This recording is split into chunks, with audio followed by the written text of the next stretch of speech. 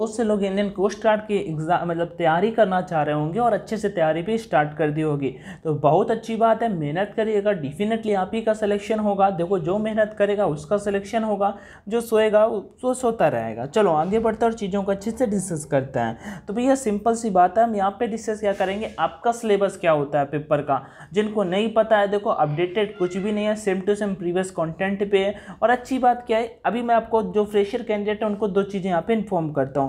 Paper हुआ क्या था, इससे पहले जब इंडियन कोस्ट गार्ड का पेपर हुआ तो उसमें कैंडिडेट बिल्कुल डर गए थे, क्योंकि फिजिक्स उसमें बहुत अच्छे लेवल का आया था अभी इस वाले एग्ज़ाम से पहले। लेकिन अभी इस बार जो एग्ज़ाम हुआ उसका फिजिक्स इजी आया था, उतना डिफ़िकल्ट नहीं था। तो फिर आपको कोई टेंशन लेने वाली बात नहीं है। तो चलो मैं चीज़ों को और अच्छे से यहाँ पे डिस्कस करता हूँ। मैं आपको यहाँ पे सिलेबस दिखाता हूँ। आप डोमेस्टिक ब्रांच का अगर फिल करते हो तो आपका सिलेबस क्या होगा, आप जीडी के लिए जनरल ड्यूटी के लिए फॉर्म को फिल करते हो तो आपका सिलेबस क्या होगा, और अगर यांत्रिक के लिए फिल करते हो तो आपका सिलेबस क्या होगा।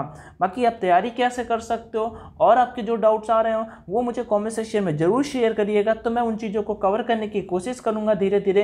बाकी तो आगे बढ़ते हैं और चीज़ों को अच्छे से डिस्कस करते हैं। तो अब थोड़ा अंदर तक आ चुके हैं इंडियन कोस्ट गार्ड की वेबसाइट पे। अब आप किस चीज़ का सिलेबस देखना चाहते हो, चलो मैं नाविक जीडी का आपको दिखा देता हूँ, क्योंकि नाविक जीडी का जो फॉर्म फिल करेंगे उनको डीबी का पेपर तो देना ही पड़ेगा। तो डीबी का सिलेबस हम वहाँ पे कवर कर देंगे। तो हम नाविक जीडी पे क्लिक करते हैं। हम नाविक जीडी पे एज आपका 18 से 22 साल होना चाहिए, 12th पास आप होने चाहिए, आप फॉर्म को फिल कर पाएंगे। हाँ एक बात और भी है, अगर आप SC/ST कैटेगरी से बिलोंग करते हैं या फिर OBC कैटेगरी से बिलोंग करते हैं तो आपको 3 साल का और इधर 5 साल का एज रिलैक्सेशन भी मिलने वाला है। और भी चीज़ें बात कर लेते हैं। EWS candidate will not get any age relaxation. EWS के कैंडिडेट को यहाँ पे एज का रिलैक्सेशन नहीं मिलेगा। Board of class 10th and 12th must be recognised by council of boards of school education in India. Okay, आप India से कहीं भी पास होने चाहिए, कोई दिक्कत नहीं है। अब आपको क्या चाहिए कि सबसे पहले आपको सिलेबस में बताता हूँ। सिलेक्शन प्रोसेस आप सभी को ऑलरेडी कल के वीडियो में शेयर कर चुका हूँ। सिलेबस बताते हैं, इसका सिलेबस क्या होगा। रिक्रूटमेंट साइकिल आपको पता है, ट्रेनिंग पता है आपको, ट्रेनिंग वगैरह अगर नहीं पता है तो मैं आप सभी को सारी की सारी चीज़ें शेयर करूंगा, आप टेंशन मत लीजिएगा। तो हम सिलेबस पे क्लिक करते हैं और अच्छे से यहाँ पे सिलेबस डिस्कस कर लेते हैं। सो सिलेबस की बात कर लेते हैं। नाविक जनरल ड्यूटी के लिए सेक्शन फर्स्ट यहाँ पे आप सभी को दिखाई दे रहा होगा। सबसे पहले आपको साइंस का सेक्शन आएगा। सबसे पहले साइंस का सेक्शन आएगा। मैं यहाँ पे आपको बताता हूँ, 2 सेक्शन होंगे। ये जो सेक्शन फर्स्ट है ना, ये जीडी वालों को भी देना होगा, जो जीडी का पेपर देंगे, जो केवल डीबी का पेपर देंगे उनको भी ये सेक्शन देना होगा, और जो यांत्रिक का एग्जाम देंगे ना उनको भी पेपर देना होगा। तो पहले कॉमन यहाँ पे देख लेंगे और क्या चीज़ें चैनल पे चलेंगी अपने, वो भी आप यहाँ पे देख सकते हो। तो सिंपल सी बात है, यहाँ पे साइंस के लिए अगर बात कर लेते हैं तो नेचर ऑफ मैटर, मतलब कि साइंस से 20 क्वेश्चन आते हैं आपके, ठीक है। साइंस से 20 क्वेश्चन आते हैं, नहीं 20 नहीं 10 ही क्वेश्चन आते हैं साइंस। रुको अभी मैं आपको बता देता हूँ, सो डोंट वरी। मैथ से 20 क्वेश्चन आते हैं, हाँ चलो। तो यहाँ पे जो साइंस सेक्शन है इससे 10 क्वेश्चन आपके आते हैं। ये मैं बता दूंगा कि किस सेक्शन से कितने क्वेश्चन आते हैं, लेकिन साइंस में यहाँ पे कौन कौन से टॉपिक कवर किए जाते हैं आप सभी देख सकते हो। साइंस आता है ना कि फिजिक्स। फिजिक्स तो इसके सेक्शन सेकेंड में आता है, मतलब कि जो डीबी का पेपर देने का प्लान बना रहा है उनको भी फिजिक्स पढ़ना पड़ेगा। मैं सभी को रिकमेंड करूँगा जीडी का फॉर्म ज़्यादा करके फिल करिएगा, क्योंकि डीबी पे थोड़ा सा मतलब कंपटीशन ज़्यादा होता है। और जीडी पे एक टारगेट है कि अगर आप 70 से मतलब 75 to 80, अगर आप जनरल कैटेगरी के हो 80 नंबर आप मॉक में स्कोर लेकर आओगे, सिलेक्शन पक्का है। क्योंकि लास्ट के 3 बार से 80 नंबर कट ऑफ जा ही रहा है, इतना फाइनल कट ऑफ जा रहा है। तो एक 80 नंबर, 80 मतलब डिफिकल्ट है, ईजी नहीं है, लेकिन फिर भी मैं बता दूं नेगेटिव मार्किंग नहीं होता है आपके एग्जाम में, तो फिर ये एक अच्छा आप सभी के लिए बन के आ जाता है। टॉपिक्स देख सकते हो, nature of matter, universe, earth, satellite, electricity and application, force and gravitation, Newton's law of motion, work, energy and power. देखो heat temperature, metals and non metals, carbon and its compounds, measurements in science, sound and wave, motion, atomic structure, और बस। अब मैं आपको एक syllabus बताता हूँ। ये तो इनका था, मैं अपना बताता हूँ। तो आपको जहाँ पे 3 से 4 चैप्टर से क्वेश्चन आपको देखने को मिलेंगे। नंबर 1 न्यूटन्स लॉ, न्यूटन के नियम वाले जो चैप्टर से, ठीक है, उससे क्वेश्चन देखने को मिलेगा। दूसरा नंबर थर्मोडाइनमिक्स से आपको क्वेश्चन देखने को मिलेगा। तीसरा नंबर आपको यहाँ पे ये क्वेश्चन लाइट से क्वेश्चन आपका नहीं आता है, ठीक है। तीसरा नंबर आपका question work energy and time वाले चैप्टर से क्वेश्चन पक्का देखने को मिलेगा। चौथा नंबर आपका ग्रेविटेशन वाले चैप्टर से आपको क्वेश्चन पक्का देखने को मिलेगा।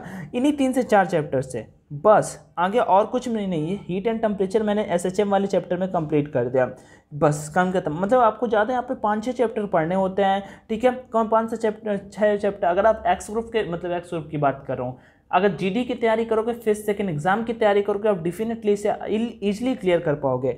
मैथमेटिक्स की बात कर लेते हैं, कोई भी ऐसा टॉपिक नहीं होता है जो आपको छोड़ना होता है। हर एक टॉपिक से क्वेश्चन आते हैं, 1 से 2 क्वेश्चन हर एक टॉपिक से आते हैं। और यहाँ पे 20 क्वेश्चन आते हैं, आपके 20 क्वेश्चन आपके अर्थमेटिक मैथ के नाविक DBA में आते हैं। इस वाले सेक्शन की टेंशन मत लीजिएगा, इस बार इसकी प्रैक्टिस और इसकी प्रैक्टिस वैसे फुल मॉक टेस्ट टाइप में कराएंगे, तो आप सभी को कोई दिक्कत नहीं होगी। किसी प्रकार की समस्या, कोई प्रॉब्लम आ रही हो तो मुझे कॉमेंट सेक्शन में आप बता सकते हो। इंग्लिश में बात कर लेते हैं। इंग्लिश में क्या करता है, इंडियन कोस्ट गार्ड 15 नंबर की आपकी इंग्लिश आती है।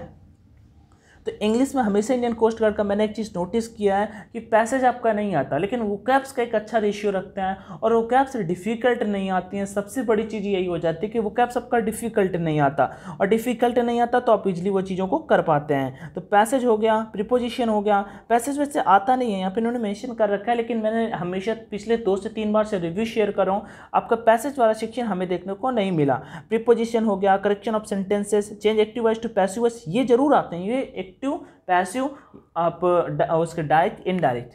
आप सीजीएल का तैयारी करें, प्री मेंस, प्री तो नहीं, मेंस की अगर तैयारी करते हैं, या फिर एसएससी सीपीओ का पेपर देंगे, उनमें भर भर के पैसिव एक्टिव आते हैं और ये बिल्कुल फ्री के नंबर होते हैं, तो आप इनकी तैयारी अच्छे से कर सकते हैं। उसका चेंज डायरेक्ट टू इनडायरेक्ट हो जाता है। वर्ब, टेंस, देखो यहाँ पे टेंस से क्वेश्चन पक्का आते हैं, वर्ब टॉपिक से क्वेश्चन पक्का आते हैं, और उसके बाद 15 क्वेश्चन आते हैं सब्स्टिट्यूशन। 15 में 7 आपका वोकैब से आते हैं, ठीक है। वोकैब्स वही आपको 1 वर्ड सब्स्टिट्यूशन हो गया, इडियम एंड फ्रेजेस हो गया, एंटोनिम, साइनोनिम, स्पेलिंग मिस्टेक में भी टाइप आ जाते हैं। कभी कभी सेम मीनिंग आ जाती है, कभी कभी डिफरेंट मीनिंग आ जाती है कि इनमें से कौन सा राइट है, ठीक है। और आगे बढ़ते हैं। Use of adjective, compound, preposition most important topic है, और उतना कोई ज़्यादा ठीक नहीं है, मतलब कि उतना ज़्यादा जरूरी नहीं है। 4 टॉपिक यहाँ पे, अगर ग्रामर की 4 से 5 टॉपिक कौन कौन से इंपॉर्टेंट है जिनके क्वेश्चन बन के आ जाते हैं, प्रीपोजिशन हो गया। उसके बाद दूसरा जो टॉपिक आपका हो गया वो आपका हो जाता है एडजेक्टिव टॉपिक। तीसरा नंबर आपका कंजक्शन टॉपिक, चौथा नंबर आपका वर्ब टॉपिक, और 5वां नंबर आपका टेंस टॉपिक। इन 5 टॉपिक से क्वेश्चन बन के बहुत ज़्यादा आते हैं, मतलब हर एक टॉपिक, मैंने बोला 7 वोकैब से और 6 इनसे एक अलग क्वेश्चन, कोई भी मान लो 5 इनसे मान लो, डायरेक्ट इनडायरेक्ट एक्टिव पैसिव आते हैं ना, 2 हो गए। चलो, रीजनिंग आप नहीं भी ध्यान दोगे 10 नंबर की आते हैं, नहीं कुछ भी नहीं पढ़ोगे तो भी आप 8 नंबर करके आने वाले हो। रीजनिंग अच्छी आती है, मतलब इजी आती है, क्योंकि आपके पास टाइम बहुत कम देता है। इंडियन कोस्ट का DB वाला सेक्शन 45 मिनट में 60 क्वेश्चन।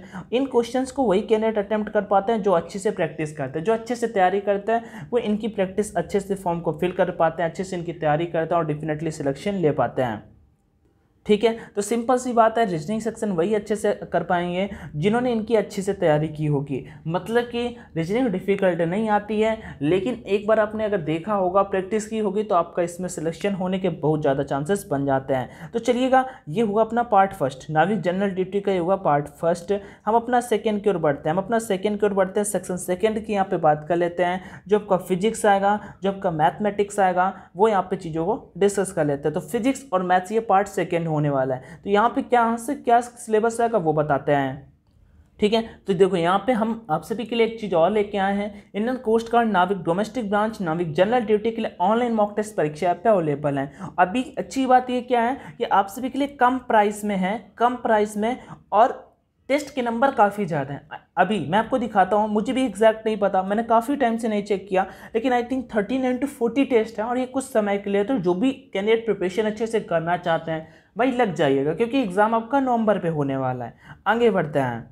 तो देखो, मैंने परीक्षा ऐप को इंस्टॉल कर रखा है, थोड़ा सा मैनेज कर लीजिएगा। और उसके बाद यहाँ पे हम थोड़ा सा नीचे चलते हैं और डिफेंस सेक्शन पे आ जाते हैं। यहाँ पे टेस्ट वाले सेक्शन में आ जाते हैं। जैसे हम टेस्ट वाले सेक्शन में आएंगे तो यहाँ पे हमें टेस्ट दिखाई दे जाएंगे, ठीक है, हमें टेस्ट दिखाई दे जाएंगे। हमें ऑनलाइन टेस्ट लगाने हैं यहाँ पे। तो ऑनलाइन टेस्ट लगाने के लिए हम जैसे ही यहाँ पे आते हैं तो बहुत सारे टेस्ट मिल जाएंगे। तो थोड़ा सा इंटरनेट स्लो है, बट टेंशन ना लीजिएगा, मैं पहुँचाता हूँ आपको वहाँ तक। तो देख सकते हो मैं यहाँ पे आया, फ्रंट में मैंने ऑल टेस्ट पे आ गया। यहाँ पे मुझे कोस्ट गार्ड का, ये तो वैसे मैंने टेस्ट बाई भी कर रखे हैं, लेकिन हमें यहाँ पे नहीं आना। क्या हुआ, ठीक है। हम थोड़ा सा नीचे चले और नीचे आए, सबसे देख सकते हो नंबर ऑफ टेस्ट है यहाँ पे आपके 30 और यहाँ पे नंबर ऑफ टेस्ट है 15। आप इसमें से कोई भी टेस्ट कर सकते हो। जीडी नवंबर स्पेशल के लिए 30 टेस्ट है और यहाँ पे डीबी के लिए आपके 15 टेस्ट ही हैं, लेकिन जो हैं बेस्ट हैं और इनफ है आप सभी के लिए। मैं यहाँ पे ये 30 देखता हूँ, जीडी के लिए जो 30 टेस्ट है हम इस पर क्लिक करते हैं और उसके बाद यहाँ पे कुछ इस तरह का इंटरफेस आ जाएगा और एक कोड का ऑप्शन नीचे आने वाला है। आपको उसी पे क्लिक करना है। देखो आपको उसी पे क्लिक करना है और देखो यहाँ पे इतने सारे टेस्ट आप सभी को दिखाई दे रहे होंगे। यहाँ पे अनलॉक फॉर ₹349 दिखा रहा होगा, तो कुछ नहीं, इतने रुपए आपके लगने ही वाले नहीं हैं। यहाँ पे आपको कूपन कोड का ऑप्शन आ रहा है, आप कूपन कोड ऑनलाइन D50 का यहाँ पे फिल करिए, अप्लाई करिए। जैसे ही आप अप्लाई करेंगे यहाँ पे देख सकते हो कि आपको जो छूट है वो मिल जाएगी और टेस्ट का प्राइस जो है वो 175 रुपीज़ हो जाएगा। 175 रुपीज़ में आपको 30 ऑनलाइन मॉक टेस्ट मिल रहे हैं और आप सभी को क्या चाहिए।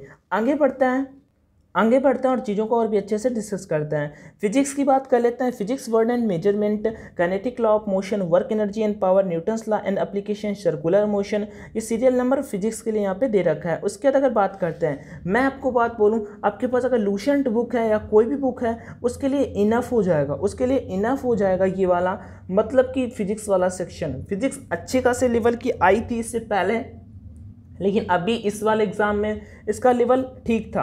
और यहाँ पे फिजिक्स का कोई भी ऐसा टॉपिक नहीं है जो कवर नहीं किया जाता है। लेकिन मैं एक बात बता दूँ आपको, उसमें भी कुछ ऐसे चैप्टर्स होते हैं जैसे ग्रेविटेशन हो गया, work, power and energy, in chapter से 2-2, 3 से क्वेश्चन आते हैं। न्यूमेरिकल भी इन्हीं चैप्टर से बन के आ जाते हैं। मैथ्स की बात कर लेते हैं, जो आपका स्टेज सेकेंड का होगा, उस मैथ्स की अगर बात कर लेते हैं तो सारे के सारे टॉपिक्स यहाँ पे कवर किया जाता है। सेट, रिलेशन एंड फंक्शन हो गया, एल्जेब्रा हो गया, वेक्टर एंड 3 डायमेंशनल हो गया, कोऑर्डिनेट ज्योमेट्री हो गया, कैलकुलस हो गया। अब यहाँ पे जो मोस्ट फेवरेट टॉपिक है पोस्ट वर्ड का, कैलकुलस है। इस सारे टॉपिक से 6 to 7 क्वेश्चन आपको देखने को मिलेंगे एग्जाम में, ठीक है। 6 to 7 क्वेश्चन आपको एग्जाम में देखने को मिल जाते हैं। प्रोबेबिलिटी हो जाती है, रिलेशन एंड फंक्शंस हो जाते हैं, ये वाली चीज़, ठीक है। ये आपका 11th एंड 12th के सिलेबस के बेसिस पे जो आप मैथ्स पढ़ के आते हो वो यहाँ पे आपका 50 नंबर का पेपर आता है। और सबसे बड़ी बात क्या होती है कि इस पेपर में आपका नेगेटिव मार्किंग नहीं होती है। फिर भी अगर आप सभी का कोई डाउट है, किसी प्रकार की समस्या है, कुछ भी आ रहा हो, जो चीज़ें आपको समझ में ना आ रही हो, मुझे कमेंट सेक्शन में जरूर शेयर कर सकते हो, तो वो भी प्रॉब्लम्स आपके सॉल्व किए जाएंगे। बाकी वीडियो पसंद आया तो लाइक जरूर कर लीजिएगा, चैनल पे फर्स्ट टाइम विजिट करो सब्सक्राइब कर सकते हो, वीडियो को दोस्तों के साथ में शेयर कर सकते हो। वीडियो देखने के लिए थैंक यू सो मच। जय हिंद एंड ऑल द बेस्ट।